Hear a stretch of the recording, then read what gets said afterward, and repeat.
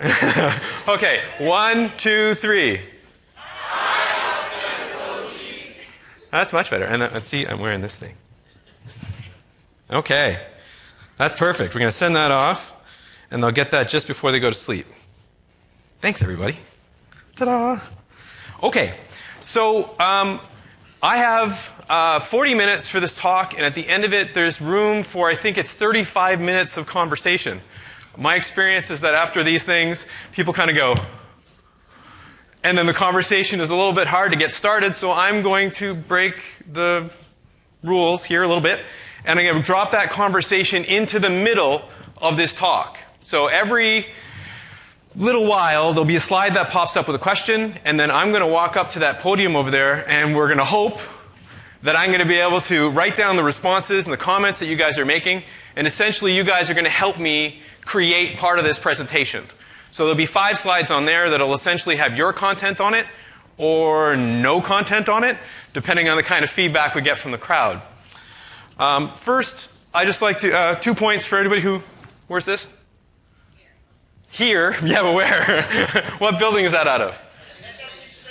I am so lost.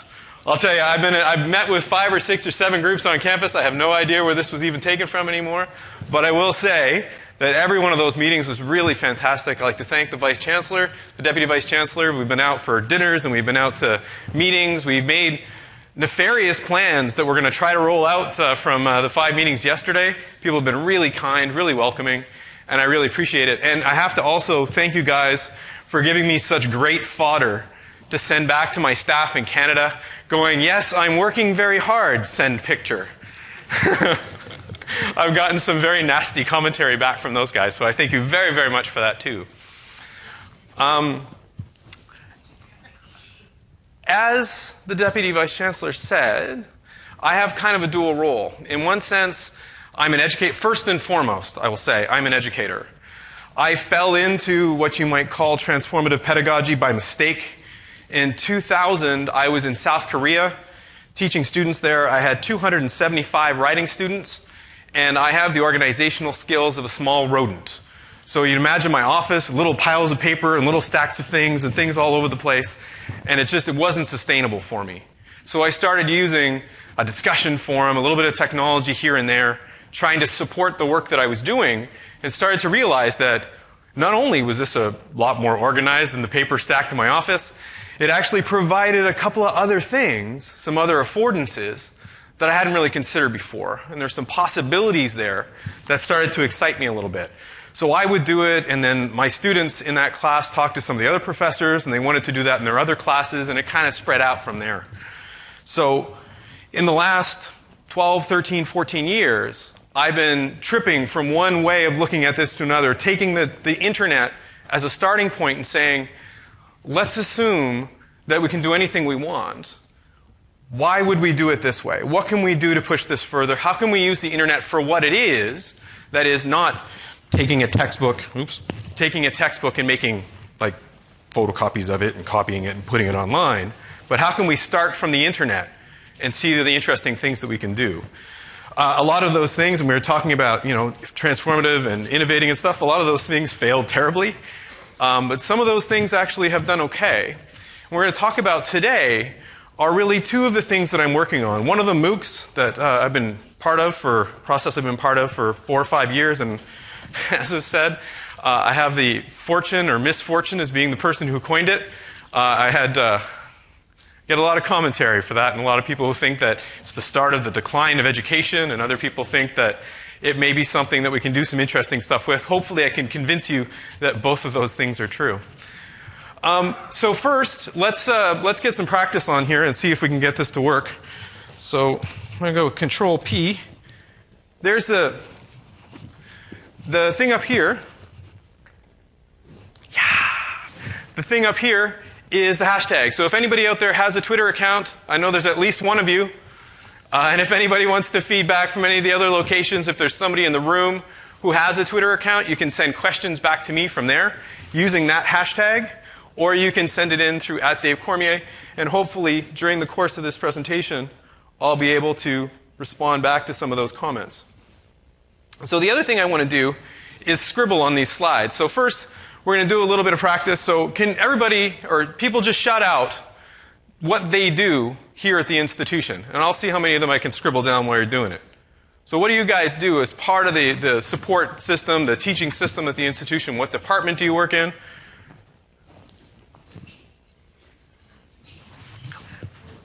I can't hear you. Where's that? Valley. Social work? Anybody else? The library. Oh, I haven't seen the librarians today yet. I walked past the library. It looks very nice. ID. Yeah. Cool. Biology? You guys are all over the place. Biology. Can't spell. What's that? Education. Yeah. You guys I know. Public administration. Governance. Cool. I think this is going to work. All right.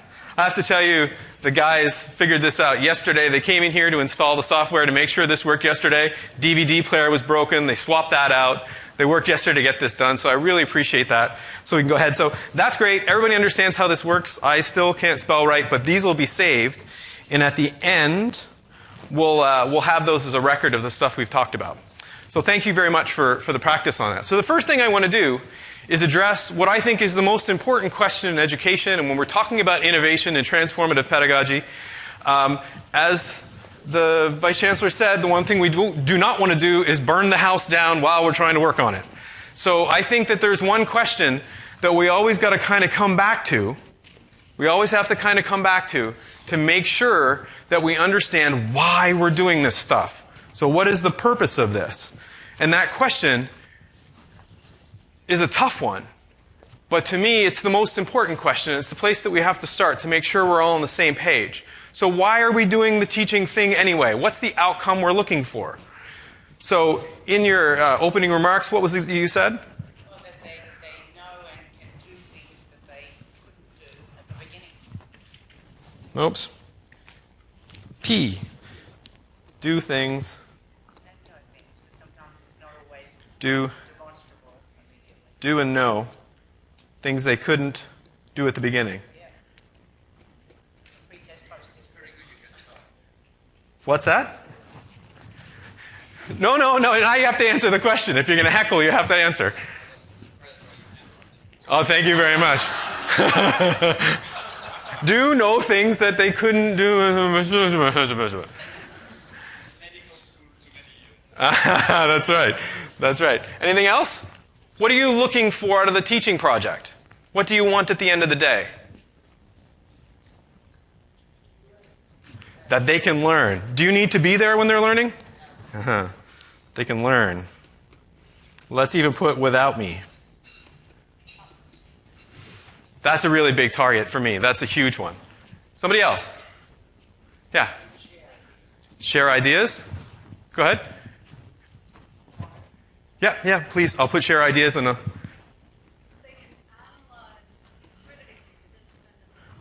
Critical. See, you messed up my handwriting with that whole comment over there. Critical and independent analysis. Yeah. I mean, we're all talking about the same kinds of things. That's good. Somebody else. In the back. I'll go all the way back corner. Apply what they learn. I think somebody else was saying apply somewhere else. There we go. Right on. Apply learning. Let's take one more and then we'll go on. Somebody else. Yeah, go ahead. Conceptualize and critically reflect. So pull new concepts together. Conceptualize. And critically reflect. Is there anything that anybody sees that's glaringly missing here? Change behavior. Yeah. Change. Changed behavior. All right. Yes, I can read those. Yes, I will do them. Oh, somebody wants to go ahead. Now, that's our second one here today.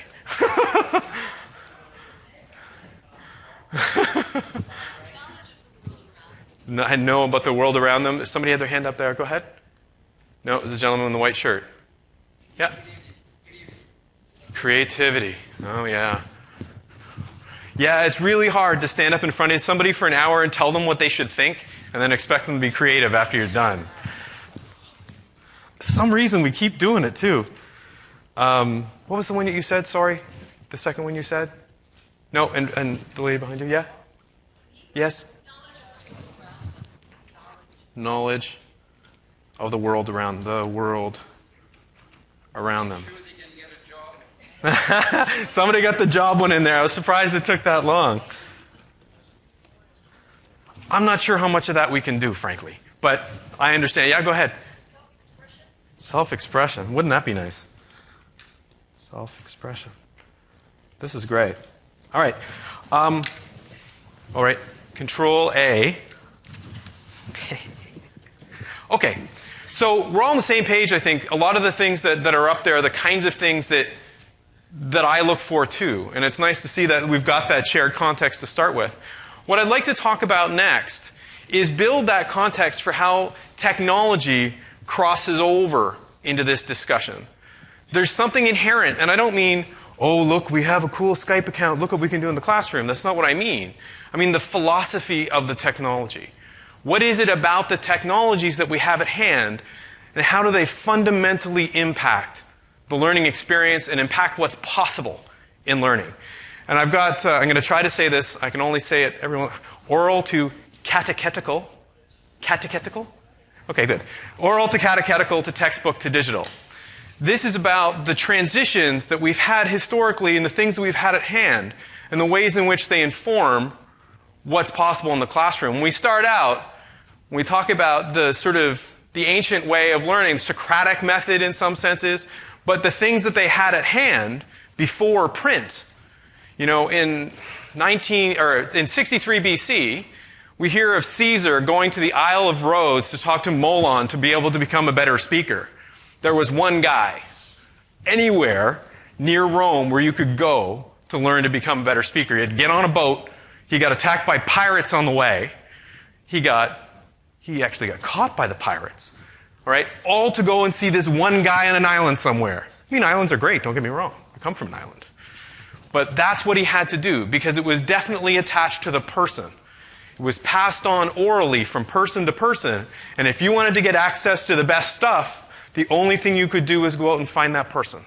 Communicate that orally. Now, there are huge advantages to that. You know, you can have a subtle conversation with somebody that you cannot have with a textbook. There are contexts that person can open up to you in a face-to-face way, and that's still totally true today. There are things that you can do in that context that are simply not available in any other. There's something beautiful about the one-on-one mentorship relationship with somebody and being able to bring them through that conversation. But it's also hugely limiting. There is a huge divide that's created there. Molon dies, and then what happens? Right? How does that stuff get captured? Right after, during Socrates' lifetime, the text started coming in stronger. Plato certainly had it at the Academy. Aristotle did as well. And what they were doing all of a sudden was crystallizing that thought. This is Posey. This is my daughter, Posey.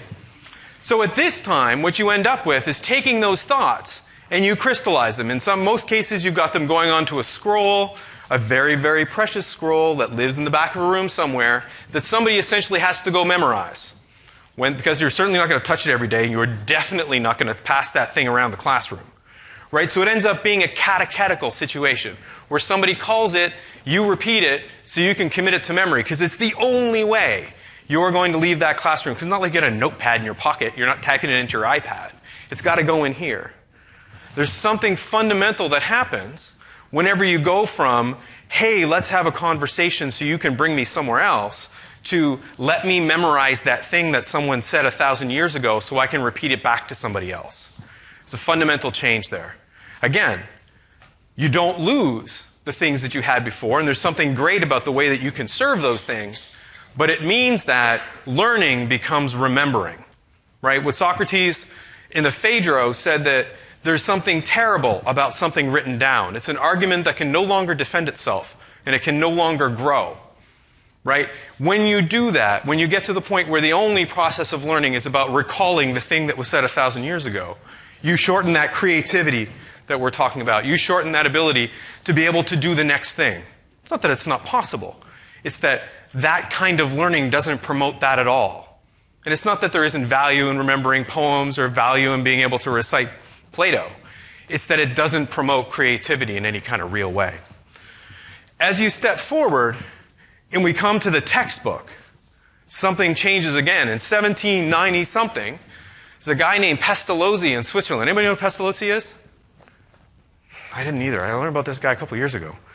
He's in Switzerland, 1793, say, and he's into his third or fourth school. First one failed terribly, second one's doing okay, but he can only ever teach 20 or 30 kids, maybe 50 kids. Frustrated by it. Because he wants to be able to make sure that he wants everybody in Switzerland to be able to read. So what he does is he says, I'm going to try to build this book that if somebody starts the beginning of it, and as long as they can read it, they can teach the person in front of them what to do. So there'll be like reading things and like sections and then like questions at the end. And if you go through it from the start to the end, you don't need to understand anything in the book to be able to teach the person in front of you what to do. And boom, the textbook is born. Right? The textbook was originally designed so that somebody who didn't have the foggiest idea what they were doing could teach somebody who was sitting in front of them. But that's the beauty of it. For the time and place, that was fantastic. And actually, a story I heard yesterday, we still have teachers in the 33 million hectares, which still blows my mind. 30 square kilometers, still blows my mind. But we still have teachers who are 17, 18, 19 years old, who aren't necessarily trained, who are in classrooms teaching kids. Right? The same way that we've had all over the world for the last, since organized school, you gave us 150 years ago in England, close enough. But in that, there is something fantastic. And then, of course, the Americans made lots of money from it in 1840s, 1850s. Then they put pretty pictures on it so people would buy more of them. And then they monetized the whole thing. And frankly, they're still doing exactly that. And we have kids paying $250 for physics textbooks. And those books are designed to be taught by robots or designed to be taught by people who don't necessarily understand the content. And what most of us do is pick pieces out of it that are useful and do chapter 1 because it's got some stuff in it and whatever. But the vast majority of people aren't going from start to end anymore because the vast majority of people are actually experts who are using the textbook because that's kind of what they're supposed to do, right? It's what we've always done. And frankly, changing out of a textbook into something else is a pain. We were talking about it last night. Somebody was saying he knew a teacher who'd been using the same textbook for 25 years. It's like, hope that's not biology. But I understand it because it is difficult to do that kind of change. And there's something very comforting in keeping the thing that you know and having that structure imposed. But the change that's happened to most of us, and the thing that's out there, is that we've gone from, there's that single person that I need to go on a boat and be attacked by pirates to go see, to, there's this one scroll that I need to memorize, to the textbook. And now we've moved forward into this crazy digital space. We've made a transition from there being a scarcity of information, of knowledge, of access, of whatever, to this crazy abundance.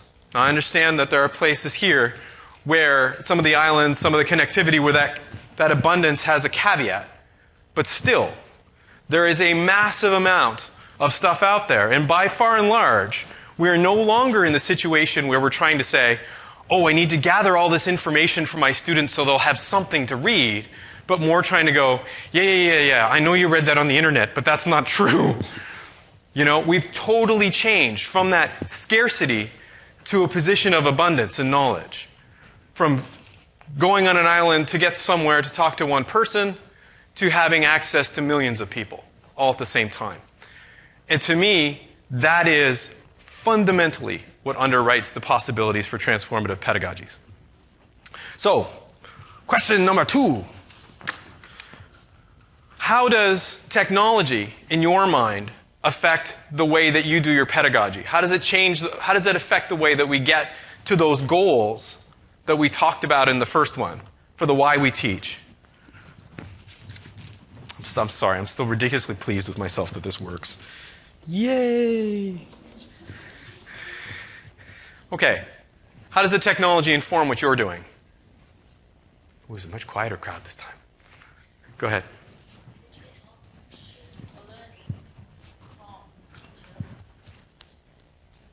Shift from teacher to learner.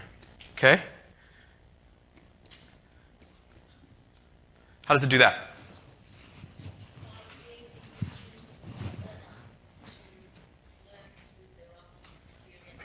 Independent searching, their own ability to go out and find those things. Yeah, for sure. Somebody else? Yeah, go ahead. Right. Yeah. It's 3 o'clock in the morning. I'm working on a paper. I can go and find it right then. It's right in front of me, or in the classroom or whatever. Immediate access. That's great. Somebody, I saw another hand. Sir, in that region. Who was it? I'm sorry. I don't know who it was. Somebody else? Let's get 2 more, okay? It's what? I'm sorry? It's easy to update. Yeah, yeah. So you can have something that changes all the time. Easy to update. Update. Cool. Somebody else in the back? Yep. The tool for thinking, reflecting. What is that? In what sense? Oh, to sort of draw out the stuff that you've done and sort of show the connections and stuff. Okay. Let's just put cognitive map there. And, yeah. Yes. Yes, definitely.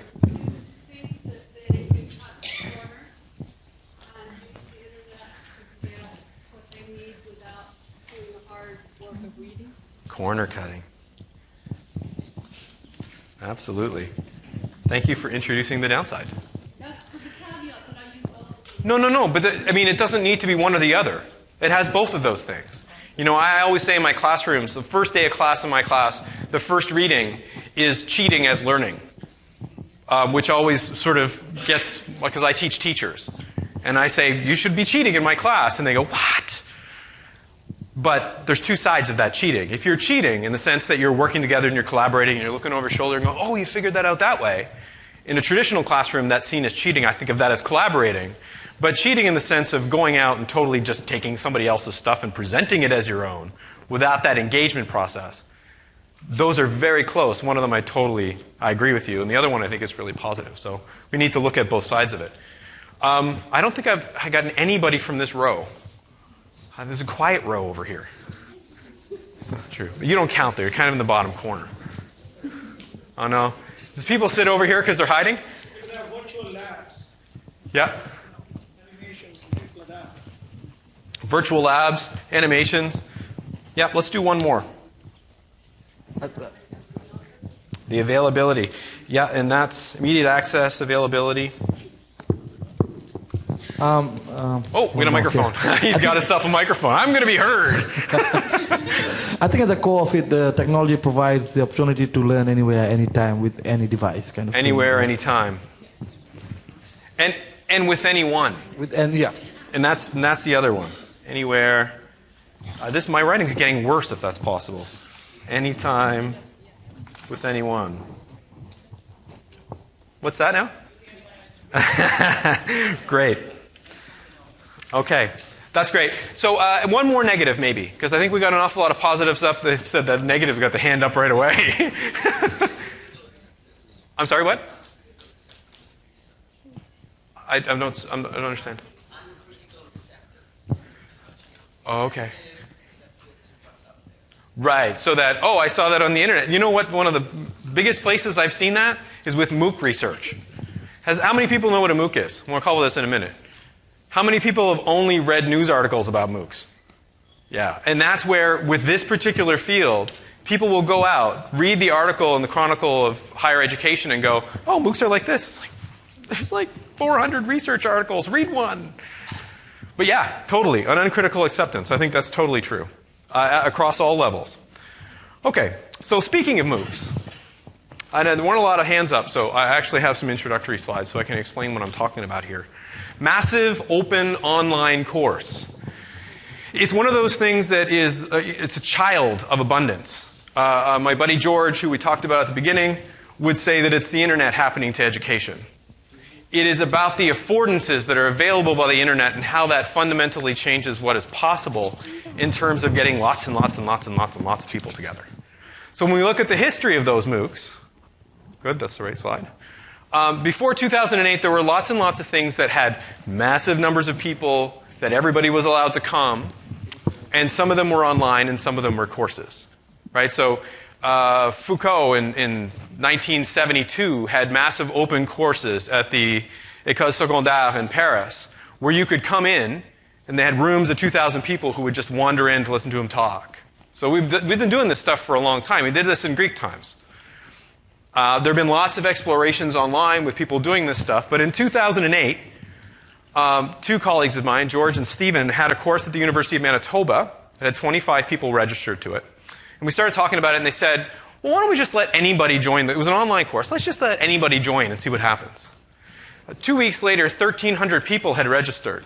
And they went, well, what do we do now? And we started talking about it and talking about the possibilities. If you have 1,300 people taking a course, or 2,400, which was the eventual number, what does that mean?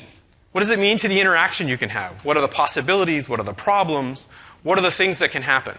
If you get 23 or 2,400 professionals in a field, all working together openly online, you can change the direction of a field like that. You can make other things important.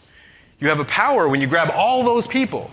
You know, one of the best friends I made out of that course is a fellow from India who invited us over. We ended up working with the Indian government after that, doing all kinds of stuff around how we can use massiveness to be able to help change education on the subcontinent. Because as the ministry official told us when we were there, they need to train an additional 500 million people in the next 9 years, which is a lot of people and something. But those attempts to use large and different ways of being able to interact with people. And we did that for a couple of years. Use my pointer.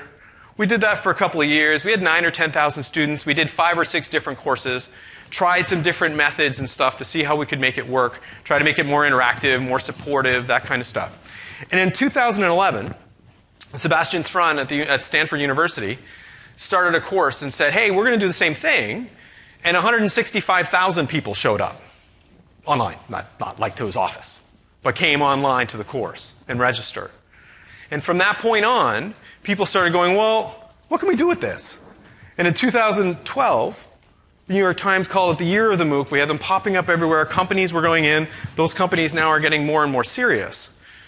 And there's a lot of hype around it and a lot of things that people think that it is and ways that they're trying to do it. But what I'd like to do is sort of dive into some of the possibilities. And we've already done that here today, or here yesterday. We sort of talked out what some of the possibilities could be for USP. So what I'd like to do is talk about what they are to me and what I think some of the possibilities are. The massiveness in massive open online course is not just, oh, there's 165,000 people. Those people are all going to watch videos for an hour, type a quiz. That was never the intent. It's certainly not the work that we've done. What you're looking for from massiveness is, yes, lots of people, but lots of people gives you some affordances that you can't get with 20 or 40 or 50. When you have 2,000 people, subgroups can form. You can find people who are interested in the same things that you're interested in. You can find communities of practice inside of that that allow you to push the things that you're particularly interested in doing. And then plus, you can also do that thing I said earlier, where you can actually start to change the way a field goes when you have that kind of massiveness to work with. The openness is of two sorts. One of them is just about access. Open access, widening participation, letting more people in, making the conversation open to more people so that they can participate.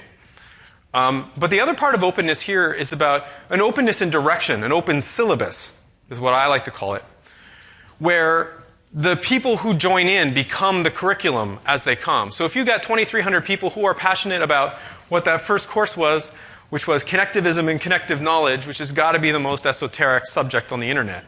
But there were 2,300 people really excited about it. So they started posting on blogs, and they started sending back feedback and criticizing the articles and saying they didn't like this and saying they liked that. And what it created was a research community, a discussion community for that topic, that for those of us who were interested in it, we were able to grow in our own understanding, we were able to find new ways of thinking about it, and that openness of syllabus, that willingness to make it not just the people who were running the course, but all the people who were participating, and making them privileged members of the knowledge creation community, made for a very different experience for all of us. The online part brings up a lot of different things. This is it's a map of my Facebook account. So up here, these are the people on Facebook who are my hometown. It's my high school. These are university people, I think. This people over here are my educational technology community. And this sort of scattered group down here are the people I've met traveling around the world. So some of them are connected and some of them are not. But what it does is it shows affinity groups, right? This person in the middle, my partner, Bonnie Stewart, my wife, mother of the children and all that. And she's connected to all of these groups, right? What this group does, what happens here, is because the data is all online, there are fundamental things I can understand about how that data connects. There are things I can understand about how groups are being formed. There are things I can understand about how people are participating and whether or not they're finding people. If you had a wider view of this map, you would see that there are 8 dots by themselves. There are 8 people that I know who know nobody else inside of my other community. There are people I met once in one place who I made a connection with, but don't know anybody else I know.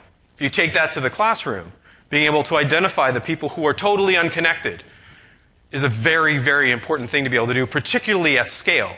If you have 20 people sitting in a classroom and you're all talking to each other, and one person has their chair way over in the corner, you're going to notice they're sitting in the corner. But online, we don't have those visual cues. We don't have that ability to be able to find those people, scope them out, and hopefully reconnect them to what's going on. This online business gives us some affordances, some possibilities to use learning analytics to do a number of things. Early intervention, find out if people are fading out. So the onlineness of this is really important as well, because there's a lot of things that come to it. It also means that you end up with worldwide participation, which is also exciting. And the last part is course, and this is probably of the 4 words in this, the one that I've taken the most grief for, because people say, well, why do you need to be a course? Why don't you just work online? Oh, internet is open.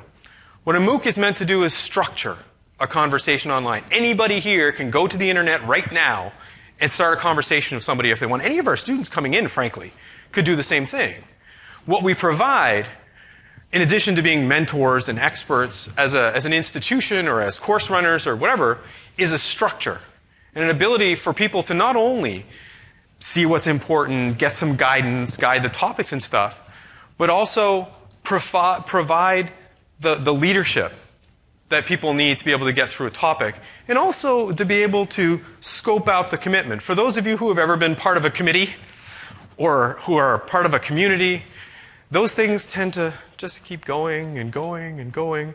And joining them, the more of them we get involved with, the more we get wary when people call and ask us to be members of these things, because often they don't go away, and they're a big commitment, and they're a long-term commitment. The nice thing about a MOOC is it starts and it stops. So even if it's not a credit thing and you're just going in to form community, you know how much commitment you're giving to this. And you know that that commitment's someday going to be done.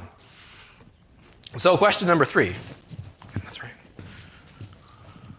Do you see a place for that here? I'm going to go into detail with this a little bit later.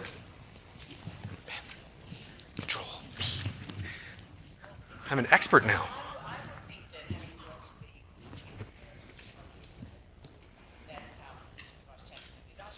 Heritage Hub.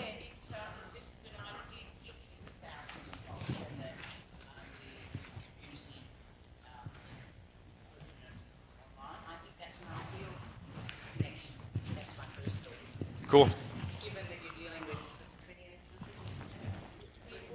Wow. You guys have so different languages, different governments, all that stuff.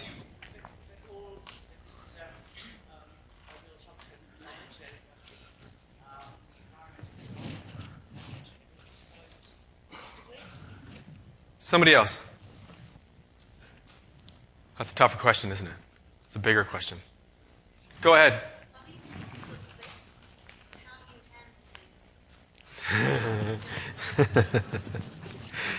That's a great question. We'll go ahead and take that one right now. What? What about the assessment? It depends. It totally depends. In some cases they are, in some cases they aren't. Some cases the assessment is automated. In some cases it's not about assessment. It's a peer community relationship thing. It totally depends on what you're trying to do going in. So we're working on a project right now with edX. It's an MIT Harvard group. And what we're trying to do is create a first-year physics course that's a central MOOC, but you teach it yourself separately in your classroom. But all of those students would end up working together in one place. So what it does is it takes let's say we get 50 or 60 physics professors together to help build the curriculum. You have all those people to work with to help build it, but then you teach your class separately. So the central MOOC helps inform the outside. So there's a lot of different models that are there. Cornell has a model where what they're doing is offering a MOOC without assessment as the start of a certificate. And then you come to Cornell and finish off that certificate by paying for the other courses, and they're far more traditional in nature. So a lot of different models there that are being used. As people, again, it's brand new. So people are trying stuff and seeing if it works and trying something else and trying to find models that work for their context. One more, and we'll go on. Go ahead. I'll get closer.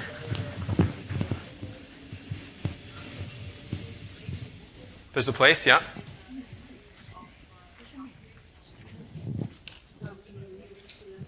Right? There might be potential students out there who are not particularly sure whether they are ready for university studies, and just having a MOOC out there from USP would then give them some indication that they are ready for university studies and gives that self-confidence to go further. That's a great comment. I think that's really great. Let's leave that right there and move on. I forgot my pointer. Too excited. Because MOOC for preparation, that kind of approach is... Thank you very much. No, that's fine. I'm sorry for blowing past the time. Okay. That's exactly a project that we're working on at the University of Prince Edward Island, is having an open course that allows people to dive in, not only to get a sense of what university is like, but to find out what university is. Right? Because it's very easy for those of us who've been part of the process for a long time, those of us who come from families where university was something people understood, to forget that the university experience is a complex one. And there's inside language and hidden text and stuff. And this is something we were talking about yesterday. It's a possibility here as well, is can you do that kind of introductory MOOC to give people a sense of what it's like, give them a taste of it, make them realize, have that widening participation that makes people realize, you know what, I can do this university thing. And for those people, in a lot of cases, they're going to need more preparation. They're going to need more scaffolding when they come in because they may not have the literacies they need. And a MOOC is one of those things, like if you imagine trying to run courses of 20 people at a time for those folks that you're talking about, it would never work on a broad scale, right? People need to be able to self-select in, and you'd never be able to afford to do it for all of those people. And it's one of those places where the scale of a MOOC ends up providing some real possibilities. One of the other things that you'll find with MOOCs is what I think of as MOOC as content. They're also called XMOOCs, right? I failed this test so bad.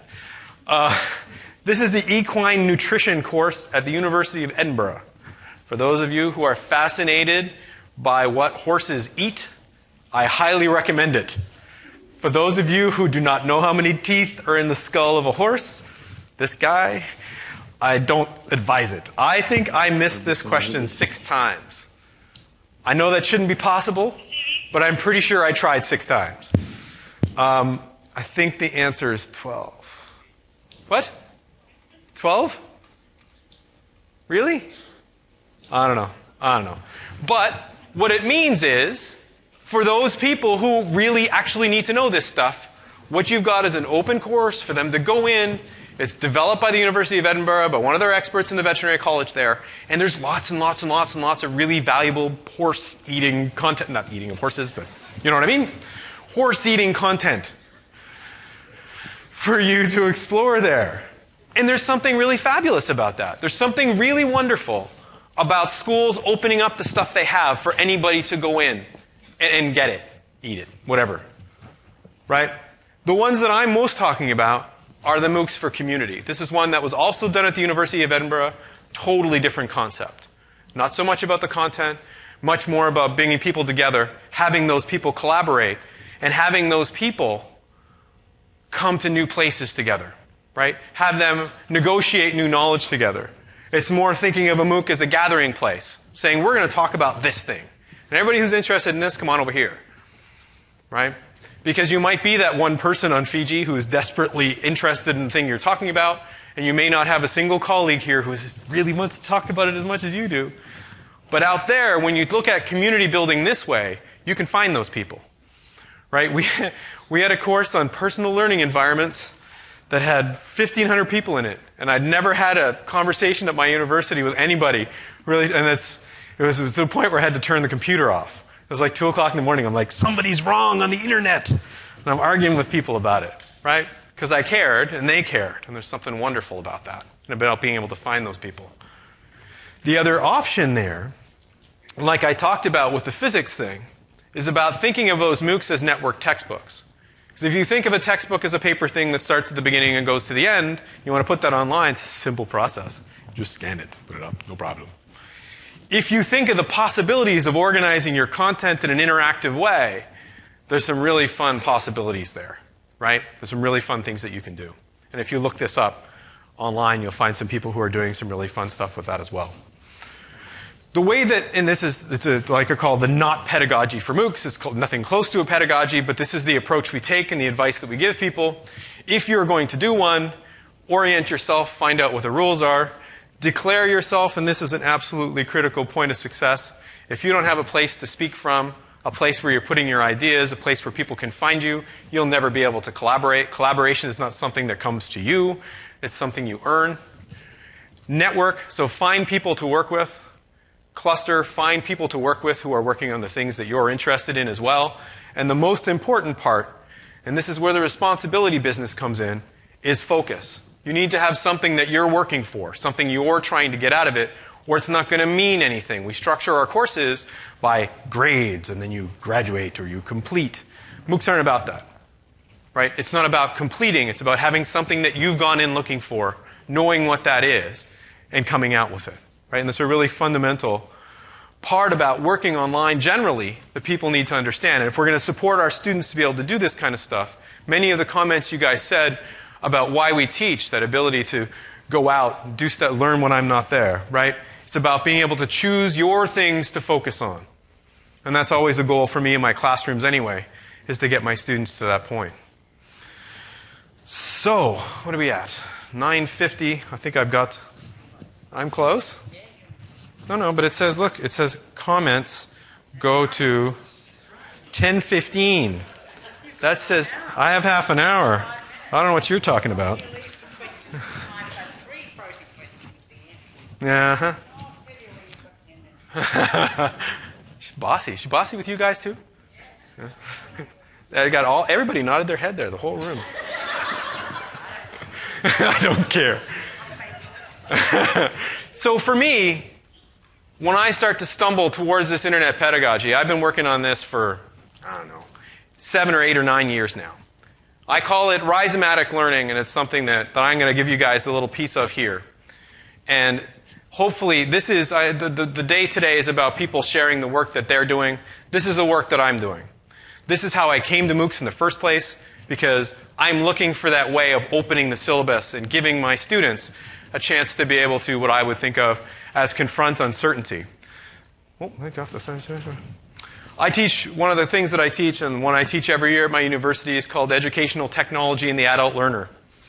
And the thing I was faced with, 7 or 8 years ago, the first time I taught it is, what technology would I possibly teach to teachers so that they'll actually be able to use it in their actual classrooms? How can I make this kind of decision for them? There's no way. They're all from different places. They're all going to go back to different places. What I need to do is not teach them to use a technology, but teach them how to understand how to pick, understand what they mean, understand how to be able to make choices about them, understand the uncertainty that is presented to them all the time with these technologies, and make good decisions. So for me, good teaching is about teaching people, preparing them to deal with uncertainty as a final process. Obviously, that's not where we start, but the final goal of the teaching process, I know somebody has learned something. If I confront them with something that doesn't have a right answer or a wrong answer, and they can still decide intelligently. Confront uncertainty. I mean, when you've got abundance, when you've got lots and lots and lots and lots and lots and lots of choices, that ability to make decisions becomes the most important one. So for me, the community stuff comes from a number of communities that I've been involved in. I worked with this one for 7 or 8 years. We would get together every week, we would talk, we would get to know each other, and then at some point later on, somebody would ask me a question, and I would have the answer. I was like, where did I learn this from? And it turns out, simply being engaged in this community gave me the things that I needed to know. Being a member of the community. Indeed, what occurred to me eventually is that the community ends up being the curriculum. Simply engaging in the community, being a member of it, is the curriculum that I was looking for. So my problem then was to bring this to the classroom. How can you make the community the curriculum and get people to learn when there's no answer? No obvious answer that you're looking to give them. And in so many, certainly we were talking about public administration today. In a lot of cases, that's what you're looking to do with your students as well. Allow them to make those decisions. There's no answer. There's no right way to get them to do it. We're looking to get them to the place where they can make those kinds of decisions, right? So the metaphor that I use is a metaphor of the rhizome. This is a nasty, nasty plant. It's called, we call it Japanese bamboo. It's got a lot of different names. It's nasty. It grows anywhere. And when it was growing in London in 2012 for the Olympics, they had to clear it out. You have to dig down 30 feet and dig out 30 feet around it to make sure that its roots are gone. It's almost impossible to kill. It makes its own decisions. It's resilient. And it makes its own pathways. Right? It can't really be controlled. All you can do is create an ecosystem around it and hope that it contains it. And that metaphor for learning inside of abundance is the one that I always think about. The rhizome can map directions from any starting point. There's not a beginning of the learning process and an end. You start in the middle, and you start to build your own map. And each one of those students are often going to be building different maps. Right? I'm going to have a classroom, in my case of 25 people, and I expect them all coming out with different maps of what they've done. Right? You're creating that ecosystem for learning and allowing that abundance to carry people in the direction that they want to go. So I think of that rhizome as a model. See, I'm rushing now because you gave me that 10-minute warning. So this is the first response I always get. Well, yeah, but I mean, what if my doctor learned that way? Well, just learning at random and just picking up data stuff. How are we going to know that what they know makes sense? Well, I'm not suggesting that we're going to teach people how to add 1 + 1 in this way, and I'm certainly not going to suggest that we're going to remember that the thigh bone is attached to the hip bone. Is that right? Yeah. Yeah, good. We're not going to remember those things in that way. And plus, by the way, doctors actually do learn in this way, because that's what the whole last process of learning is about anyway. You go in and you hang out with doctors for 2 years and follow them around and get a feeling for how the doctor thing works. So it actually is that way that we do it. But for me, there are those simple thigh bone attached to the hip bone things. There are things that are decisions between 2 or 3 things. But the important part here is this complex stuff. That we keep in mind that the top end of the learning process, that uncertainty decision-making stuff, is about the things that we don't understand, about the things that we don't have answers for. The one I always think about is, how do I parent? Should I we were talking about this the other, should I give my kid a cupcake or not? Well, it's not healthy, but it makes him really happy, and I balance those things out. So many of our decisions in life are like that. So many of the important decisions we make are not ones with right or wrong answers.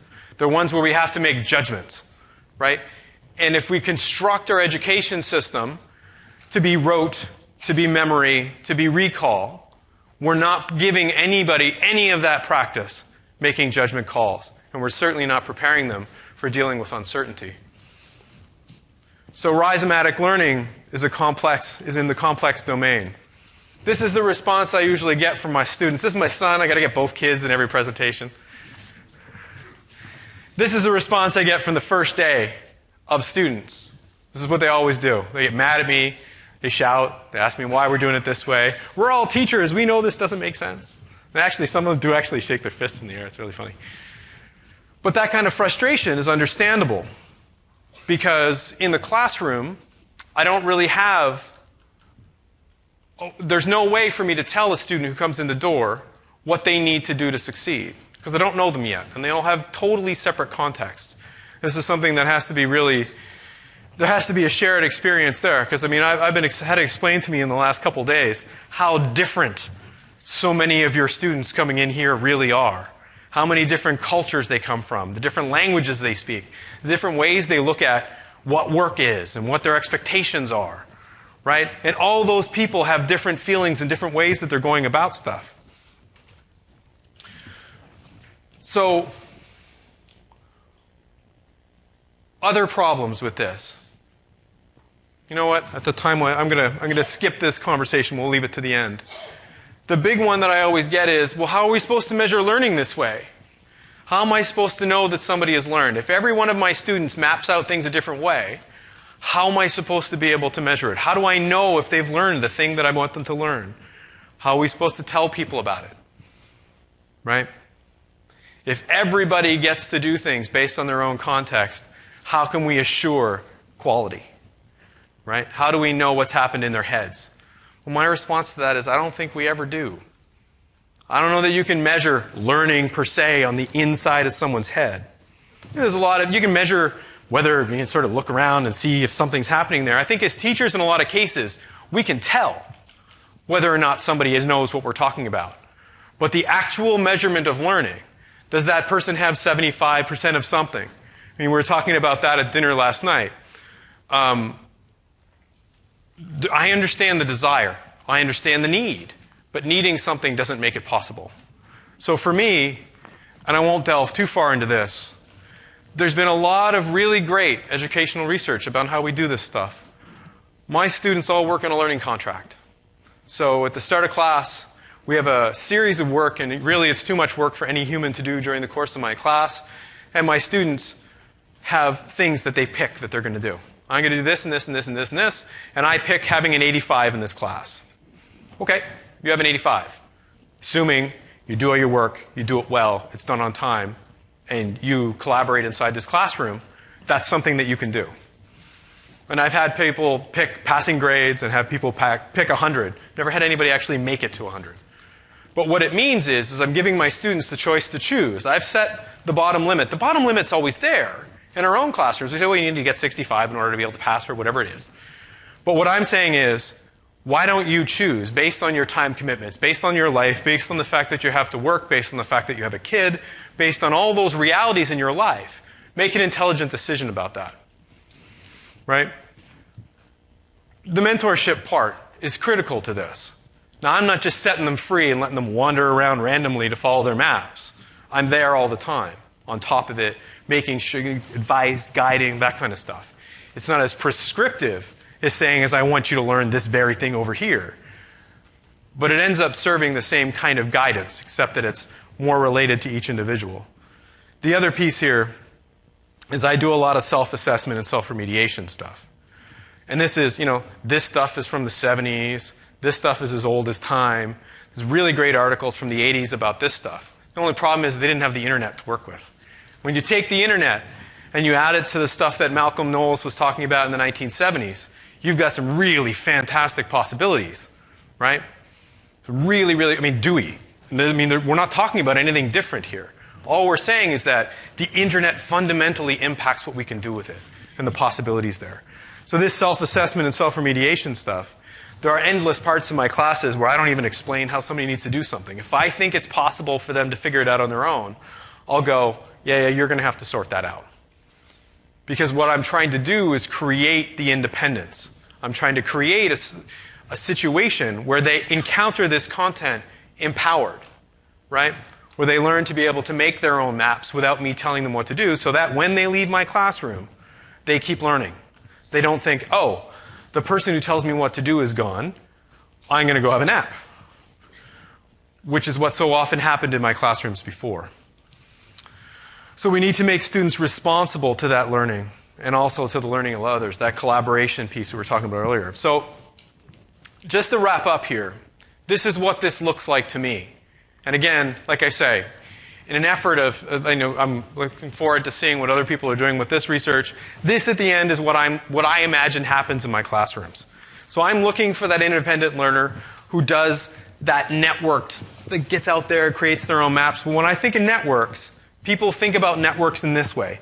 Clean, tidy, connected networks. I don't know about your brain, but mine doesn't look like this. I have bits of things that I know. It connects to other things. There are giant gaps where I don't know. And to me, that's far closer to the human experience. This kind of topic map, this is I think of the rubric of the old learning process where you learn this and this and this and this and this and this and this and this. As long as they're all connected, you're fine. And as soon as you get out to try real application of any of that stuff, you realize that there's nothing else that works that way, right? We have points of information. They're of different value. There's lots and lots of them. You've got that abundance of information out there. And you have students who have some understanding, some connections between some of those pieces when they walk in the door. You have others that have totally different ones. That's the reality of our classrooms. They come in different. Right? They come in knowing different things. One solution to that is to go to the lowest common denominator and build things up. The other solution is to leave them where they are and try to help them make better connections as who they are. Right? Make those different connections. Some of those connections actually aren't connected to facts, which totally complicates the process. Lots of people know things that totally don't make sense, that you have to deconstruct as part of the learning process too, right? And then they start adding their own information. They start making this map out, and it starts to get more. And as you see, they start to understand a context. Those pieces start to come together, and they make this messy, connected map inside of the learning context. And what I'm suggesting is that with the abundance of knowledge we have, with the possibilities we have, that this isn't a negative outcome. This is the best outcome. Thanks.